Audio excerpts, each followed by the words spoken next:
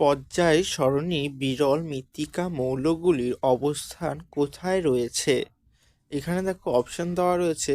প্রথম অপশনে দেখো চতুর্থ পর্যায়, খ সেকেন্ড অপশনে দেখো দেওয়া রয়েছে পঞ্চম পর্যায়, গ অপশনে দেখো হচ্ছে ষষ্ঠম পর্যায় এবং ঘ হচ্ছে সপ্তম পর্যায়।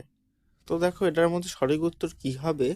তো দেখো এটার মধ্যে সঠিক উত্তর হচ্ছে অপশন গ, অর্থাৎ ষষ্ঠম পর্যায়ে অবস্থিত বিরল মৃত্তিকা মৌলগুলি। এটাই হচ্ছে সঠিক উত্তর, অপশন গ।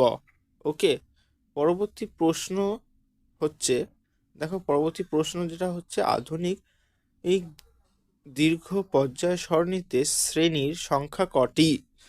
তো এখানে অপশনগুলো দেওয়া রয়েছে। দেখো প্রথম অপশন কতে দেখো দেওয়া রয়েছে 7টি, সেকেন্ড অপশন অর্থাৎ খতে দেখো দেওয়া রয়েছে 9টি, তৃতীয় অপশন অর্থাৎ গতে দেখো দেওয়া রয়েছে 18টি এবং অপশন ঘ শেষ দেখো 10টি।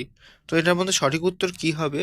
এটার মধ্যে সঠিক উত্তর হবে অপশন গ, অর্থাৎ 18টি রয়েছে।